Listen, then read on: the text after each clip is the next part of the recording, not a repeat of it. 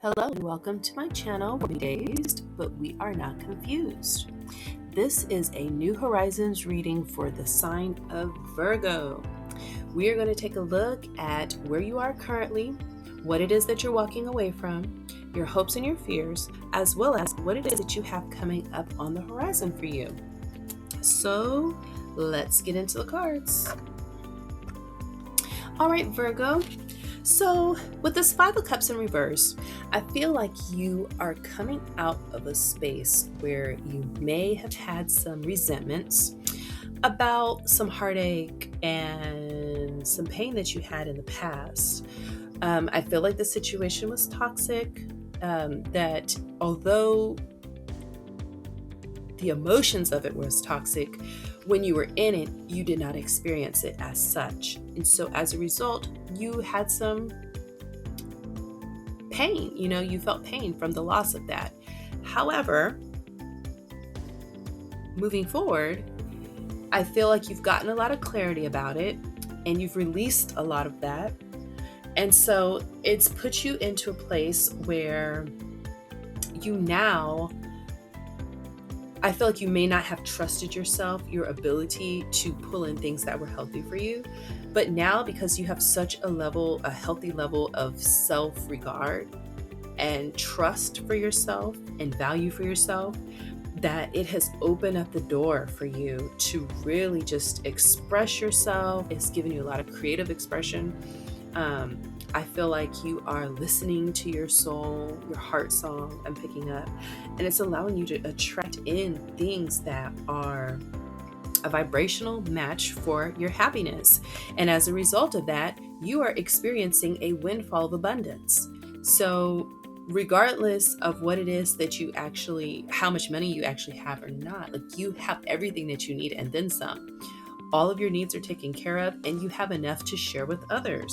So I feel like this is a really healthy space that you're in and you're just feeling very nurtured from within. I feel like you're feeling very stable and just very, very much able to be a co-creator in your world. All right. So let's take a look at what it is that you are walking away from. All right, Virgo. So with this Two of Cups in reverse, I feel like what it is that you're walking away from is a fear that you're not going to be able to have the money that you need because of ideas and influences that you had from, people that were deeply grounded to you. It could be family members, it could be partnerships, relationships, community that basically kind of had a specific path that they believed everybody should go on as members of said community or whatever that was. And, you were taught these ideals of how you needed to show up and what you needed to do. And it was very, very adverse to anything that was new, anything that was off the beaten path. And it was driven by a fear of lack, a fear of not having enough financial abundance in order to survive. This could be the case, particularly if you're raised in poverty and you kind of had that mindset, which is just about survivalism. There's a very set way of living and doing things, and there's only some avenues and pathways that you have based on the circumstances that you're funneled into. And there's a lot that goes on. There's a lot of, socio that plays into that. But typically you're focused on survivalism and just trying to make it. There's a lot of room for, finding, different ways because those avenues usually are not afforded. So as a result of that, you kind of were in this mindset and you had to break away from this. I feel like in order to do this, you had to sever the connection that you had with these people as well. I don't think it's a permanent burning of bridges, but more so that you're not sharing your emotions. You're not expecting to receive validation and affirmation from this community.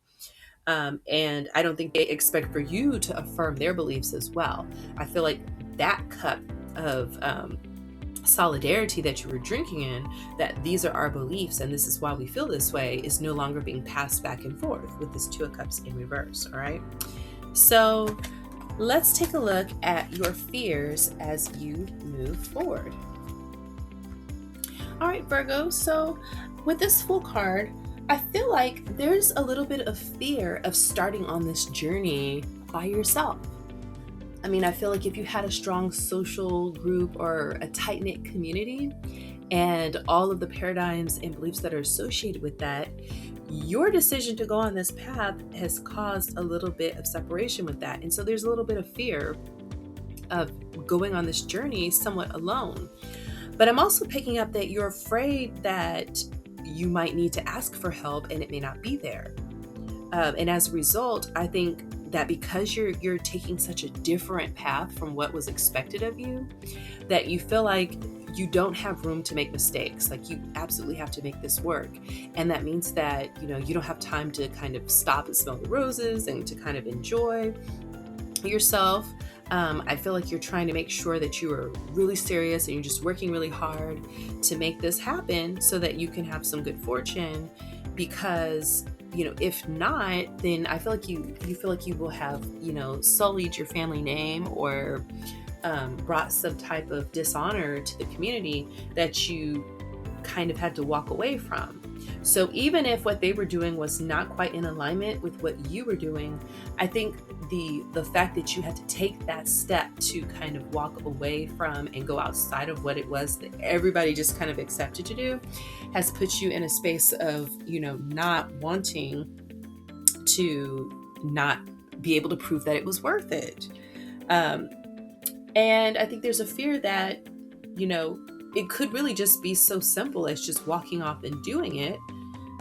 I'm picking up that it could even be that if this were to work out, with the good fortune here and simplicity being in your fears, you may actually even have some subconscious fears of it actually working out and it being just as simple as choosing to just do something different and to have it work, because it kind of negates a lot of the belief systems that you had, maybe as a child, maybe growing up as a community, that, this is not for us. We can't do this. This never works. And all the hardships and suffering and things that you went through as a result of that belief, for you to go through and for it to not look like it was just hard work and a lot of more than just walking away, and for it to actually look like it's easy and it just comes to you easily, I feel like you might be afraid of some backlash at some level. All right. So let's take a look at your hopes as you move forward.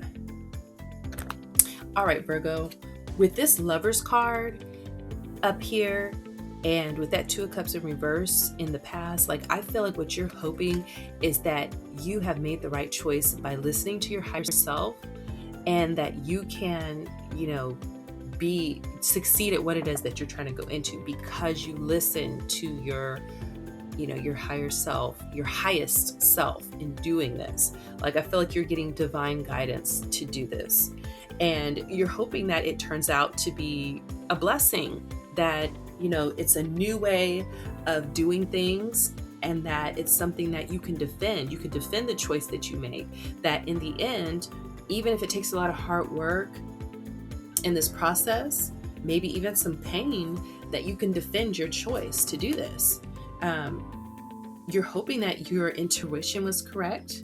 All right. Connecting this with the Lovers, listening to your highest self.